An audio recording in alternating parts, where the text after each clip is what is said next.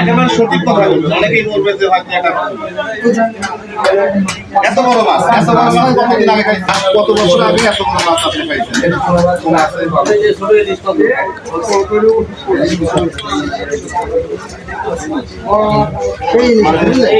বড় মাছ খাওয়ার সৌভাগ্য অনেকেরই হয় নাই। যাই হোক ভাই,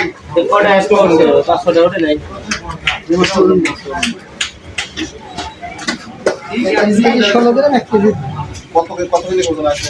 1 কেজি। 1 কেজি ভাই, আমার কাছে জানা কথা বলতো।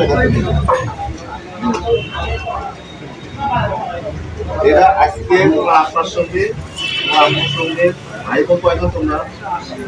কিন্তু একসাথে খাবে, হ্যাঁ? বিশ্বাস পছন্দ হয়, তুমি খাইতে পারো না, মানে কিনার সামর্থ্য হয় না, হ্যাঁ? খাইতে মন চাই হইতে পারতেছে না, কিন্তু কিনার সামর্থ্য হয়। স্কুলে যাও, হ্যাঁ?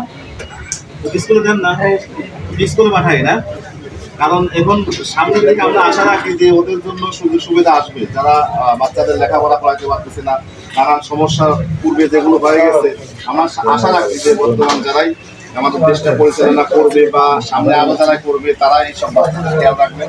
আর অন্তত এই মাছটা কোন কিসের দাম আপনারা কমাবেন, বাড়াবেন, কি করবেন আমরা জানি না।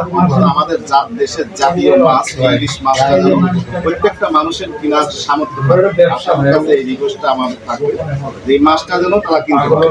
কারণ একজন বাবার কথা আপনারা শুনলেন যে এই মাছটা সে বড় মাছ, ছোট মাছ হয়তো কিনেছে, এইসব মাছগুলো হয়তো কিনতে পারে, যেহেতু অল্প টাকার মধ্যে। কত অল্প না এগুলি পাওয়া যায়। আচ্ছা, এরকম একটা বড় মাছ কিন্তু স্বাদের মাছ, এটা সবাই জানে। এরকম একটা মাছ কিনতে পারে জানে মাছটা।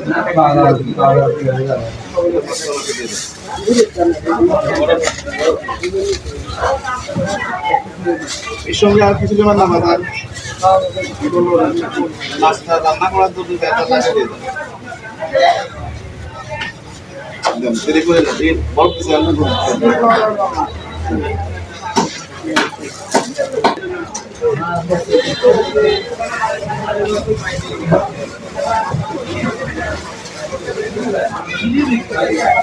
এই মাছটার সাথে আপনি কিছু বাজার দিয়ে দেবেন না?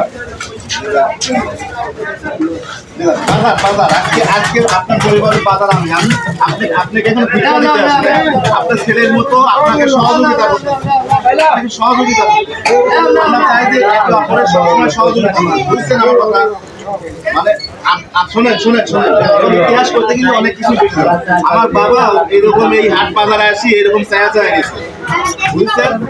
ওইটা দেখি আমার শিক্ষা, যে আমিও যেন আমার বাবার মতো কোনো বাবা যেন এইভাবে কাজে না, আমার একার পক্ষে সম্ভব হবে, তারপরে আমি চেষ্টা